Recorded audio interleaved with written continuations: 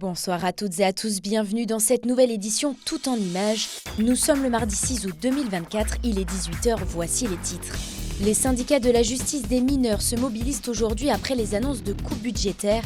Une dizaine d'emplois sur les Deux-Savoie sont menacés, nous le verrons avec Fanny Savard. Et puis nous partirons à la découverte de l'armurerie Giraud qui accueille depuis plus de 30 ans tireurs et chasseurs du territoire. L'enseigne change de nom et de propriétaire, mais garde ses valeurs et la passion qui en bâtit sa réputation. 14h, les premiers manifestants s'installent sur le parvis du tribunal judiciaire d'Annecy. Ils appartiennent à la protection judiciaire de la jeunesse et dénoncent un plan de réduction budgétaire massif. Décidé au cœur de l'été, ils visent à économiser entre 1,6 et 1,8 million d'euros. Les annonces ont été faites la semaine dernière dans des conditions particulières parce qu'on est en plein milieu de l'été. Beaucoup d'agents sont soit mobilisés parfois pour des questions liées aux Jeux Olympiques, soit en congé. Et en fait, un certain nombre d'agents sont revenus de congé et ont appris qu'ils ne seraient pas renouvelés au 31 août. Donc au 1er septembre, on va manquer plus de 10 postes sur une administration qu'on compte 70 sur les Deux-Savoie, ce qui est énorme pour nous. Assistante sociale, éducateur spécialisé ou encore psychologue, tous ces métiers jugés essentiels à l'accompagnement des jeunes en difficulté sont désormais menacés. Nous, on est mandaté par le juge. Chaque fois qu'un juge ordonne une mesure pour un jeune, c'est la PJ qui la prend en charge.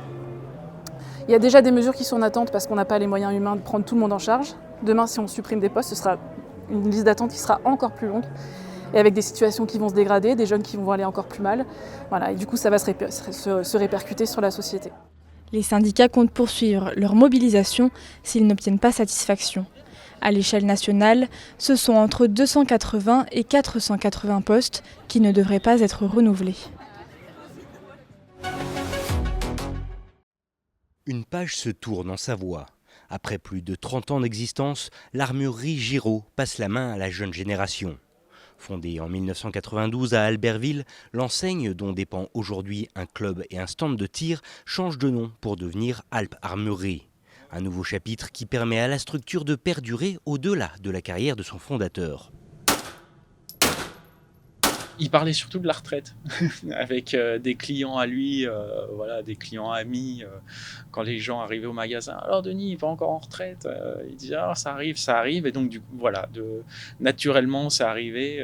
Un jour, je lui ai demandé qu'il allait en être de cette armurerie quand il partira à la retraite. Il m'a dit qu'il voulait revendre et donc je me suis positionné pour pouvoir la racheter. Des circonstances qui assurent justement à Denis Giraud, créateur de l'entreprise, une succession sereine. Car au sein de l'armurerie, les compétences nécessaires sont multiples. Au-delà de la vente de matériel dédié au monde de la chasse, la structure entretient et répare les armes à feu, gère le stand de tir et assure les conseils et avis auprès de tous ceux qui franchissent les portes du magasin. Ça a été toute notre vie pendant longtemps, quoi. C'est très bien tombé puisque Axel, ça fait 5 ans qu'il travaille avec moi. Et qu'on a fait les mêmes études, on a été dans les mêmes écoles avec Axel et Jovan, donc c'est bien. C'est toujours le problème au moment d'une succession, c'est de trouver quelqu'un qui puisse continuer, quoi. Ça aurait été dommage de ne pas trouver, parce que il y a un outil qui est quand même intéressant. Mais je vais rester les accompagner un petit peu, je vais continuer à m'occuper un peu du club, du coup, parce que je suis président pour l'instant du club de tir. Donc je vais leur passer la main, mais aussi au niveau du club, mais je vais rester en tant que secrétaire du club de tir pour les aider au départ. Une passation qui assure d'ores et déjà un futur radieux pour les nouveaux repreneurs. Passionnés depuis leur plus jeune âge, ils comptent bien continuer de développer leur commerce, porté par des chiffres encourageants. Il y a de plus en plus de gens qui sont attirés par le tir. Il y a de plus en plus de nouveaux chasseurs aussi, de jeunes chasseurs. Ça a l'air de revenir un petit peu, on le constate avec le passage de permis de chasse. De plus en plus de jeunes qui se lancent là-dedans. Et puis on reste dans un coin assez rural aussi. Donc ça, mine de rien, la pêche, la chasse, le tir, c'est des choses, je pense, qui passionnent encore les gens. Mais on a encore, je pense il y a de beaux jours devant nous. Avec de nombreux clients d'ores et déjà acquis à la cause et des projets plein les valises, les nouveaux gérants de Alp Armurerie se veulent confiants, comptant bien faire perdurer cette institution au cours des prochaines décennies.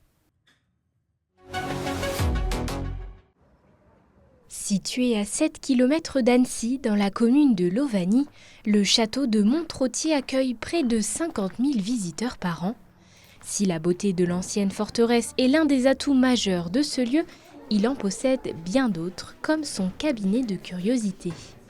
Exposée dans le plus vieux bâtiment du château, cette collection était celle de Léon Marès, le dernier propriétaire des lieux. Dans cette première salle, c'est vraiment une salle où vous retrouvez beaucoup d'armes, puisque le père de Léon Marès était lui-même collectionneur. Donc il y a beaucoup d'armes qu'il a héritées de son papa.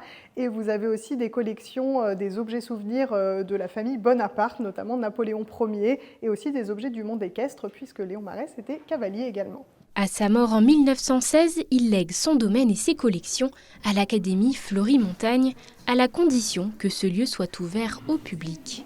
Au total, ce sont plus de 13 000 objets qui sont exposés, comme ce chapeau chinois. Ce qui est particulier, c'est que c'est ni un chapeau, ni un objet qui vient de Chine. C'est un objet qui vient de l'Empire ottoman. Ça, on le reconnaît au symbole, l'étoile, le croissant de lune qu'il y a au sommet. Et c'est un instrument de musique qui était utilisé chez les militaires.